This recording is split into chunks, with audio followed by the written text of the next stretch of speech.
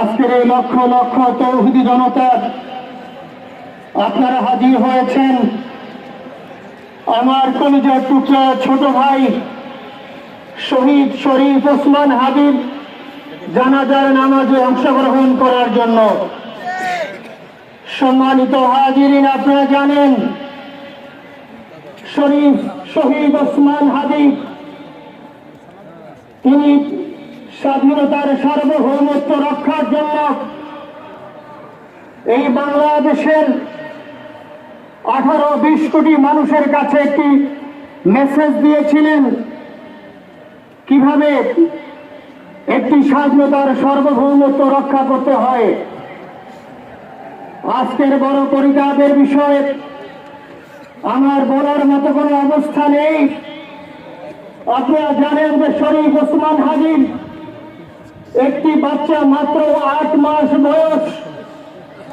ওর বাচ্চা যখন জন্ম হয়েছে আমাকে বলেছেন, ভাই আমার বাচ্চার জন্য একটি নাম নির্বাচন করেন, যে নামের মধ্যে বিপ্লবী চেতনা থাকবে।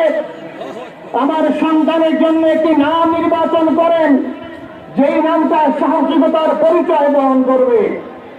আমি অনেক যাচাই বাছাই করে ওর সন্তানের নাম দিয়েছিলাম ফিরনাস, বিপ্লবী এবং সাহসী। সম্মানিত ভাইয়েরা, আজকের ওর সন্তানের চেহারার দিকে তাকানো যায় না।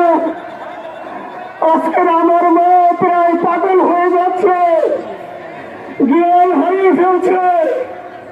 আমার ভাই বোন তারা পাগল হয়ে যাচ্ছে। আমার 6 ভাই বোনের মধ্যে সবচেয়ে ছোট ছিল শরীফ ওসমান হাবিব। আজকের তার লাশ আমার কাঁধে বহন করতে হচ্ছে। আজকের আপনাদের কাছে আমার কোনো দাবি নাই, শুধু একটি দাবি। 7 থেকে 8 দিন হয়ে গেল দিবালোকে প্রকাশ্যে রাজধানী ঢাকায় জুমার নামাজের পরে খুনি প্রকাশ্যে গুলি করে যদি পার পেয়ে যায়, একটু লজ্জার আমাদের আর কিছু নাই। 5 থেকে 7 ঘন্টা সময় তারা কেমন করে গেল, এই প্রশ্ন জাতির কাছে রেখে গেলাম। আমার কোনো চাওয়া পাওয়া নাই। আমার ভাই ওসমান হাবিব শহীদ হয়েছে, ওর শহীদি তামান্না ছিল।